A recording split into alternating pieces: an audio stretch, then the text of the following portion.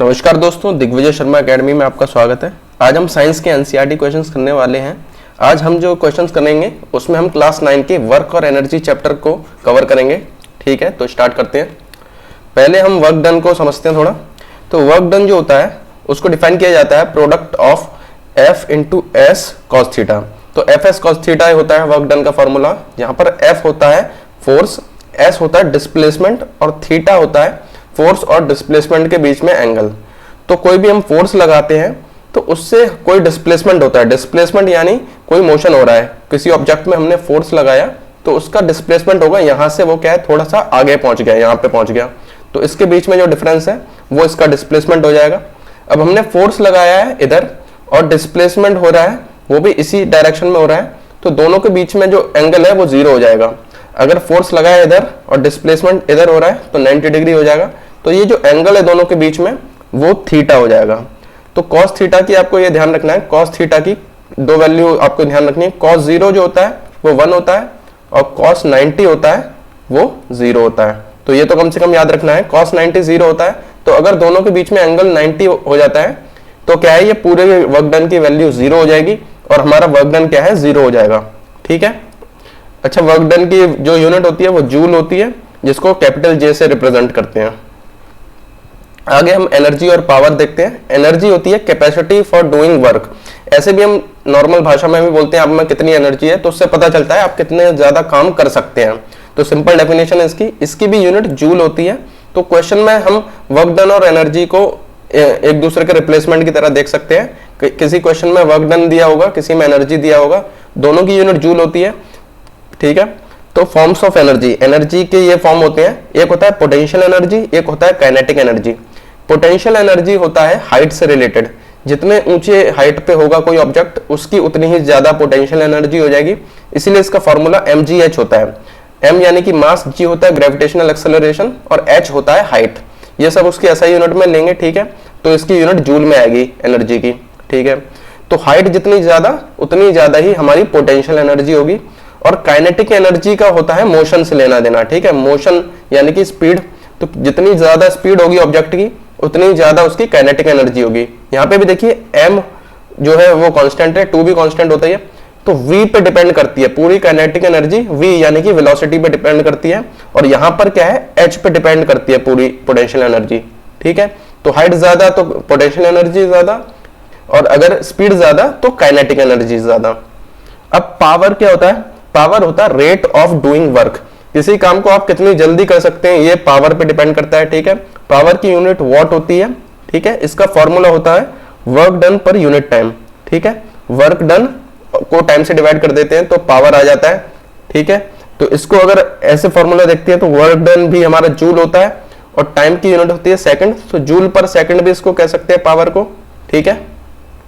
इसकी commercial unit होती है एनर्जी की किलोवाट आवर। अब यहां से अगर देखते हैं ये वर्क डन की यूनिट जूल हो जाएगी। ठीक है। अगर पावर और टाइम का हम मल्टीप्लाई कर देते हैं तो ये वर्क डन के इक्वल आ रहा है। ठीक है। तो इससे हम कह सकते हैं पावर की होती है वॉट और टाइम की होती है सेकंड, तो इससे इसकी जूल की यूनिट आ जाएगी। तो वहीं से ये आया है। कमर्शियल यूनिट क्या होती है? जिस यूनिट का हम घर में इस्तेमाल करते हैं, हमारा जो बिल आता है वो इस किलोवाट आवर में आता है। ठीक है। जिसको एक यूनिट कहते हैं वो होता है 1 किलोवाट आवर, जिसको 3.6 इंटू 10 की पावर 6 के बराबर होता है। 1 kilowatt hour equal to 3.6 into 10 की पावर 6 जूल। ठीक है। ये आता कहां से है? किलो के लिए हम क्या करेंगे, वॉट में 1000 से मल्टीप्लाई कर देंगे। वॉट तो वॉट है। अब यहां पर हमारा सेकंड में आ रहा था तो आर को हम सेकंड में बदलने के लिए क्या है 3600 से मल्टीप्लाई कर देंगे। 1 घंटे में 3600 सेकंड होती हैं, तो इसको पूरा मल्टीप्लाई करेंगे तो ये इसी के इक्वल आएगा। तो इस तरीके से आप इसकी यूनिट याद भी कर सकते हैं। यहाँ पर हुआ क्या है, ये वाली जो यूनिट है वो इस वाले फॉर्मूले से आई है, पावर वाले फॉर्मूले से आई है। ठीक है। किलोवाट आवर कहां से आया? टाइम का, जब पावर को हमने टाइम से मल्टीप्लाई किया तब ये क्या है वॉट इंटू सेकंड आया, इसी को हमने किलोवाट आवर में कन्वर्ट कर दिया है। ठीक है। तो ये यूनिट होती है इसकी।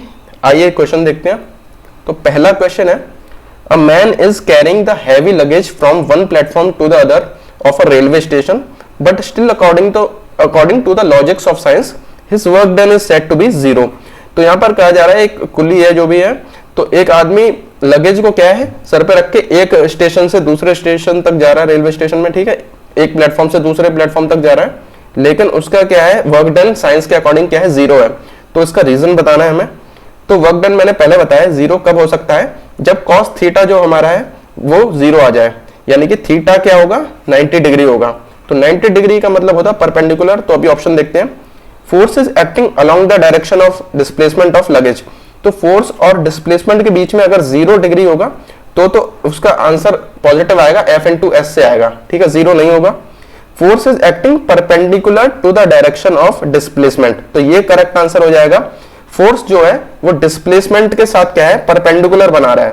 परपेंडिकुलर क्या है 90 डिग्री को ही कहते हैं। तो ये हमारा करेक्ट आंसर हो जाएगा। यहाँ पर 90 डिग्री जब भी हो जाएगा फोर्स और डिस्प्लेसमेंट के बीच में परपेंडिकुलर डायरेक्शन जब भी हो जाएगा, तब क्या है टोटल जो वर्क डन है वो 0 आ जाएगा, ठीक है। When a body falls freely towards the earth, then total energy decreases, increases, first increases and then decreases, remains constant। तो कंजर्वेशन ऑफ एनर्जी के अकॉर्डिंग क्या है टोटल एनर्जी हमेशा क्या है सेम रहती है, इसीलिए इसका क्या आंसर हो जाएगा डी हो जाएगा। टोटल एनर्जी हमेशा कांस्टेंट रहेगी, रिमेन्स कांस्टेंट। आगे देखते हैं, when a body like earth is moving in a circular path the work done in that case is 0 because. तो ये थोड़ा समझना होगा, अगर कोई बॉडी सर्कुलर पाथ में ऐसे घूम रही है, ठीक है, तो इसके अंदर 2 फोर्स लगते हैं। एक फोर्स जिसकी वजह से कोई ऑब्जेक्ट बाहर जाता है और एक होता है जिसकी वजह से कोई ऑब्जेक्ट क्या है अंदर की तरफ लगती है एक फोर्स। तो जो बाहर की तरफ फोर्स लगती है उसे सेंट्रीफ्यूगल कहते हैं, हम सेंट्रीफ्यूगल फोर्स कहते हैं, ठीक है, और जो अंदर की तरफ लगती है उसे कहते हैं सेंट्रीपिटल, सेंट्रीपिटल फोर्स कहते हैं। तो जो सेंट्रीपिटल फोर्स होती है ये अंदर की तरफ लग रही है, तो ये देखिए यही क्या होता है हमारा रेडियस होता है, ठीक है, रेडियस होता है। और जो ये मोशन होता है ऑब्जेक्ट का ये बाहर की तरफ होता है। तो किसी भी ऑब्जेक्ट का सर्कुलर मोशन में जो मोशन देखा जाता है वो टेंजेंट के अलोंग होता है। किसी भी मोमेंट पे अगर उसका मोशन देखेंगे तो वो टेंजेंट से निकलता है। और सेंट्रीपिटल फोर्स जो है वो सेंटर की तरफ लगती है। तो हम जानते हैं कि टेंजेंट अगर ड्रॉ कर दी जाती है ऐसे, और यहां से जब सेंटर की तरफ लाइन ड्रॉ कर दी जाती है तो इन दोनों के बीच में क्या है 90 डिग्री का एंगल होता है। तो यहां कह रहे हैं वर्क डन 0 कब होगा, तो वर्क डन 0 होने का एक ही रीजन होता है जब सेंट्रीपिटल फोर्स जो है वो क्या है सेंटर की तरफ लग रही है और मोशन उसका क्या है टेंजेंट के अलोंग हो रहा है। तो दोनों के बीच में क्या है 90 डिग्री बन रहा है। तो हम जानते हैं जैसे ही 90 डिग्री बन जाता है तो वो क्या हो जाता है 0 वर्क डन हो जाता है। तो अभी ऑप्शन देखते हैं, centripetal force acts in the direction of the motion of the body. तो ये गलत है, centripetal force direction of the motion of body में के अलोंग नहीं होती है। Centripetal force acts along the radius of the circular path. तो ये करेक्ट हो जाएगा। सेंट्रीपिटल फोर्स क्या है रेडियस के अलोंग लग रही है, ठीक है, रेडियस के अलोंग लग रही है, ठीक है। तो सेंट्रीपिटल फोर्स रेडियस के अलोंग लग रही है जो कि क्या है उसके मोशन के साथ 90 डिग्री बना रहा है, इसीलिए क्या है यहाँ पर 0 वर्क डन हो जाएगा। आगे अगर ऑप्शन देखते हैं तो एक ऑप्शन में यहाँ पे देखिए परपेंडिकुलर देख के कुछ लोग इस पे लगा देंगे। तो यहाँ पर देखिए ये सेंट्रीफ्यूगल फोर्स दे रखा है X perpendicular to the radius of circle. तो ये इसका रीजन नहीं होता वर्क डन 0 का, ठीक है। हमारा करेक्ट आंसर जो होगा वो ऑप्शन बी होगा।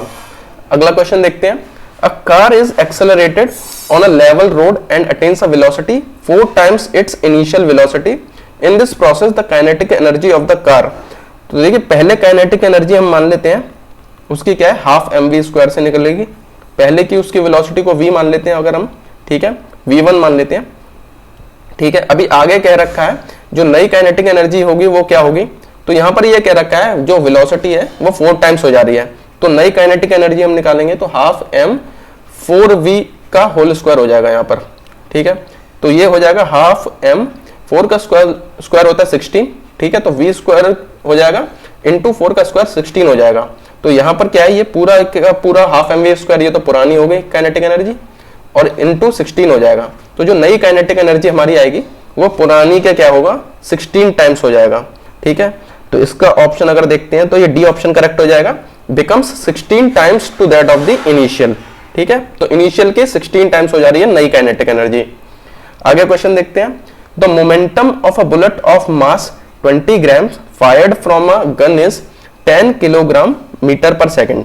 The kinetic energy of this bullet in kilo joule will be. तो हमको क्या क्या दे रखा है वो लिख लेते हैं एक बार। तो मास दे रखा है हमको बुलेट का 20 ग्राम, ठीक है। तो इसको केजी में कन्वर्ट कर लेंगे एसआई में, तो ये हो जाएगा 20 डिवाइड बाय 1000, ठीक है। अब आगे देखते हैं, मोमेंटम दे रखा है, मोमेंटम यानी कि मास इनटू वेलोसिटी, ठीक है। तो मास हमें पता रखा है 20/1000 से आ जाएगा मास, ठीक है। और वेलोसिटी हमें क्या है निकालनी है इसमें, क्योंकि हमें काइनेटिक एनर्जी निकालनी है, उसके लिए वेलोसिटी चाहिए हमको। तो ये हमें किसके इक्वल दे रखा है, ये दे रखा है हमको 10 किलोग्राम मीटर पर सेकंड में दे रखा है, ठीक है।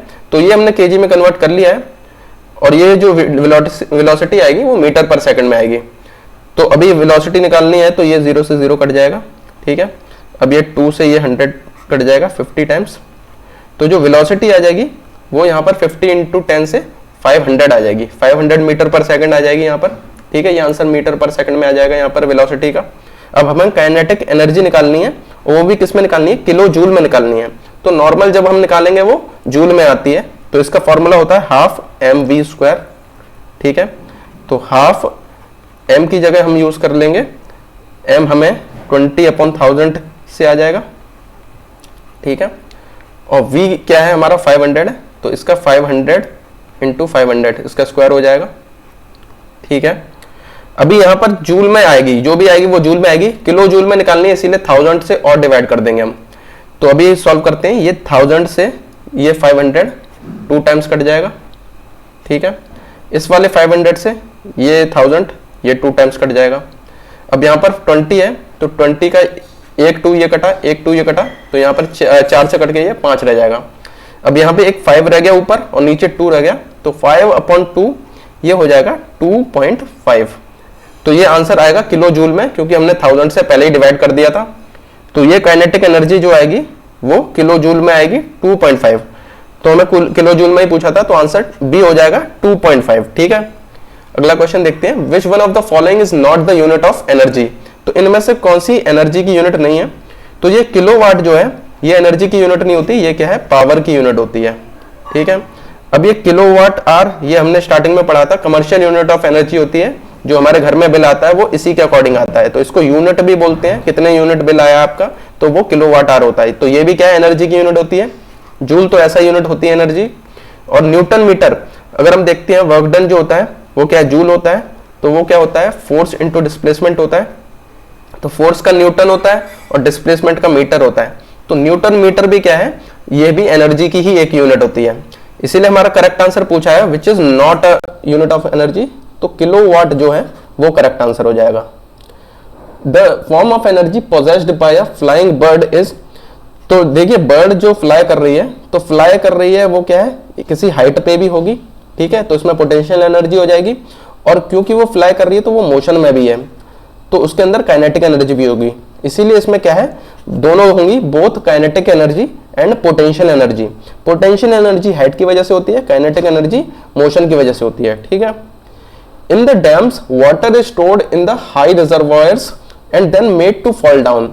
This falling water then rotates the turbine to generate electricity, ठीक है।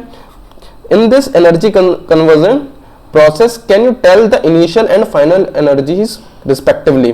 तो यहाँ पर क्या हो रहा है हाई रिजर्वायर, रिजर्वायर क्या होता है एक वाटर जिसमें स्टोर किया जाता है उसको रिजर्वायर कहते हैं।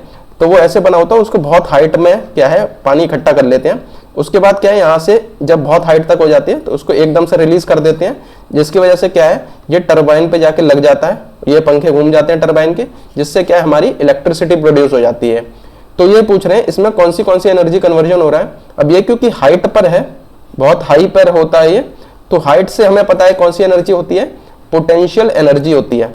तो पोटेंशियल एनर्जी वाले हमारे दो ऑप्शन है बी और सी, ठीक है। अब एंड में क्या है हमें इलेक्ट्रिसिटी प्रोड्यूस हो रही है, यहाँ पे लिखा है देखिए जनरेट इलेक्ट्रिसिटी।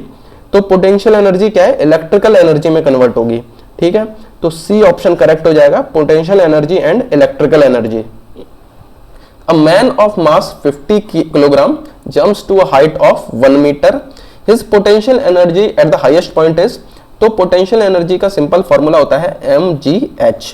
g यहाँ पर 10 लेना है, क्वेश्चन में दे रखा है, अगर नहीं दिया होता तो 9.8 लेते।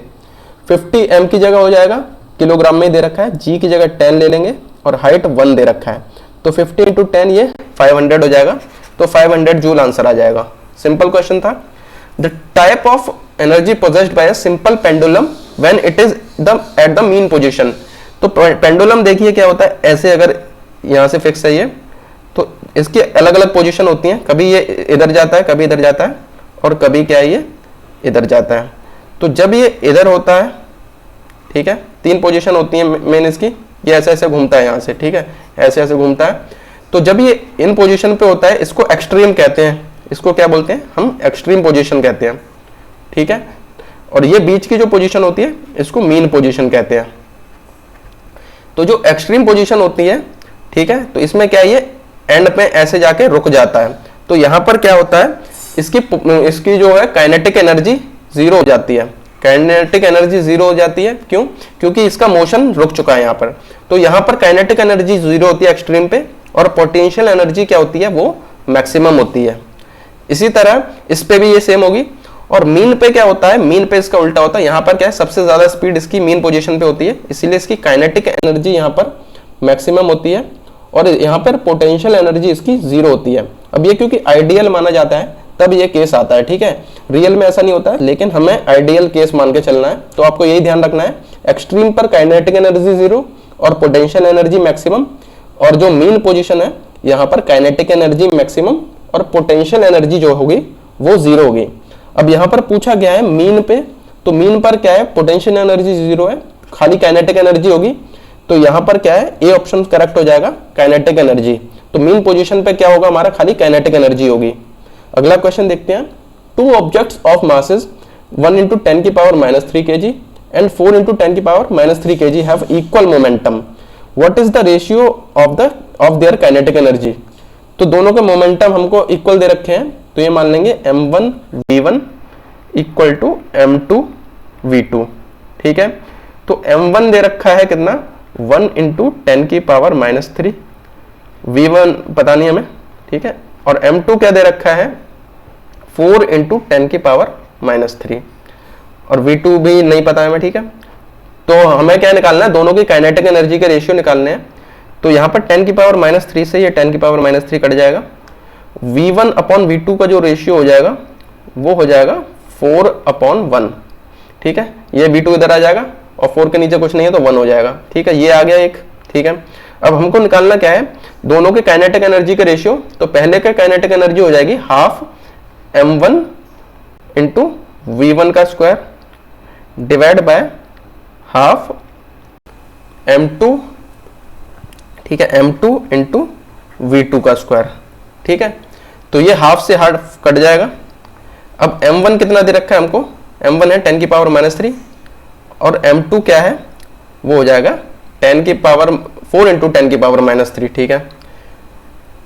अब यहां पर v1 स्क्वायर दे रखा है into v2 square upon v2 square दे रखा है, तो ये हो जाएगा v1/v2 का होल स्क्वायर हो जाएगा यहाँ पर, ठीक है। तो यहाँ पर क्या, ये 10⁻³ से ये कट जाएगा। तो जो हमारा रेशियो निकालना है हमको वो यहाँ पर आ जाएगा इससे कि 1/4 इंटू, अब यहाँ पर v1/v2 की वैल्यू हमारी क्या है, 4/1 दे रखी है, तो इसका स्क्वायर हो जाएगा यहाँ पर 4/1 का स्क्वायर हो जाएगा 16/1, ठीक है। 4 का स्क्वायर 16 हो जाएगा, तो ये 4 से कट जाएगा ये 16 4 टाइम्स, तो हमारा आखिरी आंसर आ जाएगा 4/1, यानी कि 4:1। तो काइनेटिक एनर्जी के इनके रेशियो आ जाएंगे 4/1। तो हमने क्या किया, इनके वेलोसिटी के रेशियो निकाल लिए, क्योंकि मोमेंटम इक्वल दे रखा था, जिससे इजीली क्या है हमारा काइनेटिक एनर्जी का फॉर्मूला अगर याद होगा तो आप आसानी से निकाल सकते हैं। अगला क्वेश्चन देखते हैं। The work done on an object does not depend upon, तो वर्क डन हमें पता है, वर्क डन का फॉर्मूला क्या होता है, Fs cos थीटा, ठीक है। तो ये तीन चीजों पे डिपेंड करता है, फोर्स पे, डिस्प्लेसमेंट पे और उन दोनों के बीच के एंगल पे। तो यहाँ पर देखिए angle between force and displacement, तो हाँ इस पे तो करता है डिपेंड। फोर्स अप्लाइड, तो इस पे भी डिपेंड करता है। Initial velocity of the object, इस पे डिपेंड नहीं करता है, डिस्प्लेसमेंट पे डिपेंड करता है। तो ये जो हमारा सी ऑप्शन है ये करेक्ट हो जाएगा। किस पे नहीं डिपेंड करता है ये पूछा गया था, इसीलिए नॉट पूछा गया था, किस पे नहीं डिपेंड करता है, सी ऑप्शन करेक्ट हो जाएगा इसके लिए।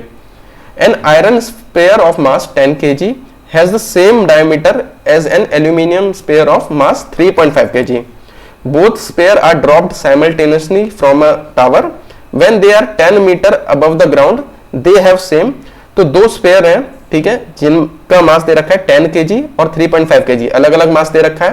डायमीटर सेम है उनके, ठीक है, एक एल्यूमिनियम का है एक आयरन का है।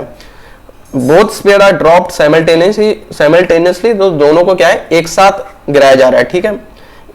तो ये पूछा जा रहा है when they are 10 metre above the ground, जब वो 10 मीटर ग्राउंड के ऊपर है, दे हैव सेम, तो दोनों की सेम क्या होगा, तो पोटेंशियल एनर्जी नहीं होगी, क्यों, क्योंकि इसका फॉर्मूला होता है mgh, तो यहां पर मास पे डिपेंड करती है पोटेंशियल एनर्जी, तो दोनों के मास अलग अलग है, इसीलिए पोटेंशियल एनर्जी सेम नहीं होगी। मोमेंटम भी सेम नहीं होगा, क्योंकि मास इनटू वेलोसिटी होता है मोमेंटम का फॉर्मूला, तो दोनों के मास अलग हैं, ठीक है। अब काइनेटिक एनर्जी भी नहीं होगी, ये भी क्या होता है हाफ mv² होता है, तो इसमें भी मास आ जाता है, ठीक है, तो ये भी सेम नहीं होंगे, मास अलग अलग है। जो एक्सेलरेशन ड्यू टू ग्रेविटी होता है, ग्रेविटेशनल एक्सेलरेशन, वो हर ऑब्जेक्ट पे सेम लगता है, इसीलिए सी ऑप्शन करेक्ट हो जाएगा। एक्सेलरेशन जो है वो सेम होगा दोनों पे, तो जो दो ऑब्जेक्ट हैं, दोनों स्फीयर हैं, दोनों पे एक्सेलरेशन सेम होगा, बाकी ये सारी चीज सेम नहीं होंगी। अब माइक्रोफोन कन्वर्ट्स, तो माइक्रोफोन किसको किस में कन्वर्ट करता है, तो ये मैं बता चुका हूं, एक मेरा वीडियो था एनर्जी कन्वर्जन के ऊपर, छोटा सा वीडियो था, आप उसको चेकआउट कर सकते हैं। मैं इसका बता देता हूं, माइक्रोफोन किसको किस में कन्वर्ट करता है, किस एनर्जी को किस में कन्वर्ट करता है, तो इसको समझने के लिए आपको दोनों चीज समझनी पड़ेंगी। लाउड स्पीकर एक चीज होती है, ठीक है, दोनों एक साथ ये काम करते हैं, ठीक है, खाली माइक्रोफोन किसी काम का नहीं है। तो इसमें क्या होता है, माइक्रोफोन में क्या करते हैं, हम बोलते हैं, तो हम साउंड देते हैं, उसे इनपुट हो गया साउंड। अब ये क्या करता है, साउंड को इलेक्ट्रिकल सिग्नल में कन्वर्ट करता है, इलेक्ट्रिकल सिग्नल में कन्वर्ट करता है। अब आगे काम आता है लाउड स्पीकर का, वो क्या करता है, इलेक्ट्रिकल सिग्नल को किसमें कन्वर्ट करता है, वो साउंड में कन्वर्ट करता है। वो क्या करता है, इस साउंड को एम्पलीफाई कर देता है, बढ़ा देता है साउंड को, ठीक है। तो यहां से यहां तक साउंड से इलेक्ट्रिक सिग्नल में कन्वर्ट करने का काम ये माइक्रोफोन ने किया, और इलेक्ट्रिक सिग्नल से साउंड में दोबारा कन्वर्ट करने का काम ये किया, ये लाउड स्पीकर ने किया, ठीक है। तो हमें माइक्रोफोन पूछा है, तो यहाँ पर साउंड टू इलेक्ट्रिकल एनर्जी होगा, तो साउंड टू मैकेनिकल एनर्जी नहीं होगा, ये गलत हो गया, sound energy into electrical energy, तो ये करेक्ट आंसर हो जाएगा, ऑप्शन बी इसका सही आंसर हो जाएगा। अगर ऐसे ही आपको और भी क्वेश्चन देखने हैं एनर्जी कन्वर्जन वाले, वीडियो को देखिए, उसमें अलग अलग हमने बता रखे हैं, डायनामो, मोटर वगैरह और भी अलग अलग टाइप के हैं, तो आप देख सकते हैं उसे, ठीक है। अगला क्वेश्चन देखते हैं, which of the following energy changes involves frictional force, तो फ्रिक्शनल फोर्स में कौन सी एनर्जी चेंजेस लगते हैं, तो फ्रिक्शनल फोर्स क्या करती है, कोई भी चीज मूव, ऑब्जेक्ट जो है इसका मोशन इस तरफ जा रहा है, ठीक है, तो फ्रिक्शनल फोर्स इसके अपोजिट लगती है, इसके मोशन को क्या है, रोकती है। तो वो क्या करती है, इसके काइनेटिक एनर्जी जो आ रही है, काइनेटिक एनर्जी हम जानते हैं मोशन वाली होती है, तो उसको रोकती है। तो ऑप्शन देखते हैं, potential energy to sound energy, तो पोटेंशियल एनर्जी का ही और साउंड एनर्जी का कोई काम नहीं यहाँ पे, ना ही कोई केमिकल एनर्जी का काम है। Kinetic energy into heat energy, तो ये हमारा सही ऑप्शन नजर आ रहा है इसमें, ठीक है। काइनेटिक एनर्जी को वो रोकती है, उसको क्या कन्वर्ट करती है, हीट में। तो जब ब्रेक लगते हैं तो एकदम से हीट प्रोड्यूस होती है, जब कॉन्टैक्ट फोर्सेज होती हैं तो हीट प्रोड्यूस होती है, जब भी ब्रेक लगते हैं तो जो टायर रगड़ता है ग्राउंड से, तो उसमें क्या है, उसका मोशन तो रुक जा रहा है, काइनेटिक एनर्जी तो चली जा रही है, लेकिन क्या है, हीट एनर्जी प्रोड्यूस हो जाती है, ठीक है। तो ये ऑप्शन करेक्ट है, chemical energy to heat energy, तो केमिकल की तो कोई बात ही नहीं है, इसीलिए ये भी गलत हो जाएगा। तो हमारा थर्ड ऑप्शन सही है खाली, तो ओनली थर्ड ये ऑप्शन डी में आ रहा है, तो ये सही हो जाएगा, ठीक है। अगला देखते हैं, a body of mass 50 kilogram runs up a staircase of 45 steps in 9 seconds. If the height of each step is 15 centimeter, find its power. तो पावर का फॉर्मूला होता है वर्क डन अपॉन टाइम, ठीक है। अब देखिए वर्क डन भी joule में होता है, एनर्जी भी जूल में है, तो क्वेश्चन में अगर वर्क डन की तरह फोर्स और डिस्प्लेसमेंट नहीं दे रखा है तो हम इसकी जगह क्या है, एनर्जी लगा सकते हैं। अब यहाँ पर क्योंकि मास दे रखा है और ये हाइट की बात कर रखी है, तो हम इसकी जगह क्या है, mgh लगा देंगे, पोटेंशियल एनर्जी इसकी जगह लगा देंगे। एनर्जी भी क्या होता है, कितना काम आप कर सकते हैं, तो वो एक तरीके से काम ही है, ठीक है। तो यहाँ पर mgh अपॉन t हो जाएगा इसका। तो m यहाँ पर क्या दे रखा है, मास हमको 50 किलोग्राम दे रखा है, ठीक है। g की वैल्यू यहाँ 10 लेनी है, क्वेश्चन में दे रखा है। हाइट क्या हो जाएगी, अब उन्होंने कितने हाइट चढ़ी है, 45 स्टेप चढ़े हैं, और हर एक स्टेप की हमें लेंथ दे रखी है, हाइट दे रखी है 15 सेंटीमीटर। तो इसकी टोटल हाइट निकालने के लिए क्या है, दोनों को मल्टीप्लाई कर देंगे, 45 इंटू 15 हो जाएगा। अब ये दे रखा है यहाँ पर देखिए सेंटीमीटर में, तो ये बहुत इंपॉर्टेंट है, यूनिट आपको कन्वर्ट करनी पड़ेगी, नहीं तो आंसर गलत आ जाएगा। इसको मैं 100 से डिवाइड कर दूंगा, क्योंकि 1 मीटर में 100 सेंटीमीटर होते हैं, तो ये मीटर में कन्वर्ट हो जाएगा, ठीक है। तो ये हो जाएगा। नीचे टाइम भी दे रखा है, तो टाइम क्या है 9 सेकंड्स, तो ये 9 से डिवाइड हो जाएगा। ठीक है, तो अभी देखिए ये 100 से 2 जीरो से 2 जीरो ये कट जाएंगे। ठीक है, 9 से ये 45 कट जाएगा 5 टाइम्स, तो ये हो जाएगा 5 इंटू 5, 25 इंटू 15 हो जाएगा यहाँ पे। तो 25 इंटू 15 कर देंगे, तो 15 15 75 7 15 30 और 7 37 37, तो 375 आ जाएगा। पावर की यूनिट वॉट होती है, तो ये वॉट में आंसर आ जाएगा। ठीक है, तो यहाँ पर ये याद रखना है कि पावर का वर्क अपॉन टाइम है, तो जरूरी नहीं है हर बार वर्क ही निकालें हम। अगर एनर्जी दे रखी है तो उसको भी हम वर्क डन की जगह कर सकते हैं, क्योंकि दोनों की यूनिट क्या होती है, जूल सेम होती है। तो ये इंपॉर्टेंट पॉइंट है इस क्वेश्चन से। ठीक है, अगला क्वेश्चन देखते हैं। An electric bulb of 60 watt is used for 6 hour per day. ठीक है, तो पावर दे रखी है ये 60 वॉट, तो यहाँ पे लिख लेंगे पावर दे रखी है 60 वॉट और टाइम दे रखा है। ठीक है, तो टाइम 6 आवर दे रखा है। Calculate units of energy consumed in 1 day of the bulb. तो जब यूनिट्स कहा जाता है तो ये वो वाली यूनिट है जो हम घर में हमारे बिल आता है, वो इस यूनिट्स में आता है। तो ये मैंने बता चुका है, ये यूनिट क्या होती है, किलोवाट आवर में होती है। ठीक है, किलोवाट आवर में होता है। तो हमको क्या करना है, एक तरीके से एनर्जी निकालनी है। किलोवाट आवर क्या है, ये एनर्जी की यूनिट होती है। किसकी यूनिट होती है, एनर्जी की। ठीक है, तो पावर होता है वर्क अपॉन टाइम, तो ये मैं बता चुका हूं, वर्क या एनर्जी इसमें ले सकते हैं। तो यहां पर क्या हमको एनर्जी निकालनी है, तो यहाँ एनर्जी ले लेंगे, एनर्जी हो जाएगी P इंटू टी। तो एनर्जी जो निकालनी है वो क्या हो जाएगी, P इंटू टी। पावर दे रखी है 60 वॉट। ठीक है, और टाइम दे रखा है कितना में, 6 आवर। ठीक है, तो अब देखिए ये तो आर में आ गया, हमें क्या करना है, किलो वाट आर। तो आर तो ये सही आ रहा है, यहाँ पर सेकंड होता है तो उसे आर में कन्वर्ट कर लेते, लेकिन जो पावर वाला है वो किलो वाट में लेना है हमको। ठीक है, आर वाट में नहीं लेना, किलो वाट में। तो किलो वाट में कन्वर्ट करने के लिए क्या है, इसको 1000 से हम डिवाइड कर देंगे, 1000 से डिवाइड कर देंगे। तो अभी जो आंसर आएगा वो किलो वाट आर में आएगा, किलो वाट आर में आएगा। तो इसको मैं सॉल्व कर लेते हैं। तो 1 0 से ये 1 0 कट जाएगा, यहाँ पर आ जाएगा ये 36 डिवाइड बाय 100। ठीक है, तो ये हो जाएगा 0.36। तो ये किलो वाट आवर में आ जाएगा, या इसको हम क्या है, यूनिट्स भी कह सकते हैं, यूनिट्स। तो ये आंसर हमारा क्या मेन आ जाएगा, 0.36। ठीक है, तो 0.36 इसका यूनिट्स वाला आंसर आ जाएगा। तो हमारे क्वेश्चन यही खत्म होते हैं। अगर आप एंड तक बने रहे तो आपका बहुत बहुत थैंक यू। अगर आपको वीडियो पसंद आए तो वीडियो को लाइक जरूर कीजिए। अगर आप AEES PRT की सीरियसली तैयारी कर रहे हैं तो AEES PRT कंप्लीट सिलेबस नाम के प्लेलिस्ट को जरूर चेकआउट कीजिए। इसकी PPT अगर आपको डाउनलोड करनी है तो दिग्विजय शर्मा एकेडमी को टेलीग्राम चैनल को आप ज्वाइन कर सकते हैं। अगर ऐसे ही और भी वीडियोस देखने हैं तो दिग्विजय शर्मा एकेडमी को सब्सक्राइब कीजिए। मिलते हैं अगले वीडियो में।